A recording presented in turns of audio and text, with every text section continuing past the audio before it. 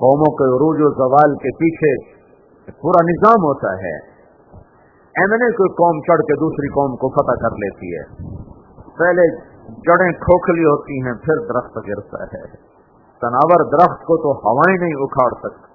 اس امت کی ایک بلندی تھی. 1000 سال کسی ایک قوم نے عروج دیکھا ہو، یہ انسانی تاریخ میں نہیں ہے. کسی دین نے 1000 سال راج کیا ہو، یہ انسانی تاریخ میں نہیں ہے. وہ صفات تھیں جن پر اللہ کا رسول چھوڑ کر گیا تھا، ان صفات سے نکلتے نکلتے بھی 1000 برس لگا.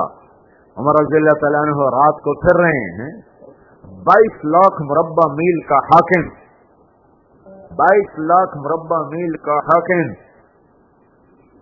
راتوں کو پھر رہا ہے. ایک جگہ خیمہ نظر آتا ہے، آگ نظر آتی ہے، وہاں پہنچتا ہے. کیا دیکھتے ہیں؟ ایک عورت آگ پہ چولہے پہ ہانڈی رکھ کر اس میں ڈوئی پھیر رہی ہے، اور 4-5 بچے بیٹھے ہوئے رو رہے ہیں. تو عمر رضی اللہ عنہ پوچھتے ہیں، بیوی یہ بچے کیوں رو رہے ہیں؟ کہا بھائی یہ بھوک کی وجہ سے رو رہے ہیں. کہا تو یہ کیا پکا رہی ہو؟ کہا کچھ بھی نہیں، پانی ہے اوپر چڑھایا ہوا ہے ان کو تسلی دینے کے لیے کہ روتے روتے سو جائیں گے. عمر اور میرا فیصلہ اللہ کے دربار میں ہو. تو عمر رضی اللہ عنہ رونے لگے. کہا عمر کو تیرے حال کی کیا خبر؟ کہا تو ہمارا حاکم کیوں بنا ہے اگر ہمارے حال کی خبر نہیں لیتے؟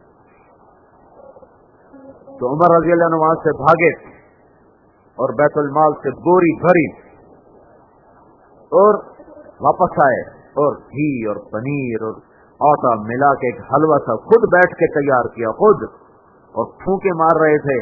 ان کے غلام اسلم نے کہا میں بوری اٹھاؤں؟ کہا آخرت میں بھی تو ہی میری بوری اٹھائے گا. اور آگ جلائی اور حلوہ بنایا، پھر خود پلیٹوں میں ڈالا، پھر بچوں کو کھلایا، پھر بیٹھ کے ان کو دیکھنے لگے.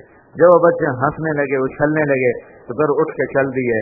فرمایا وہ عورت کہنے لگی عمر کی بجائے تو تو حقدار تھا امیر المومنین بننے کا، تو یہ نہیں کہا کہ میں ہی عمر ہوں.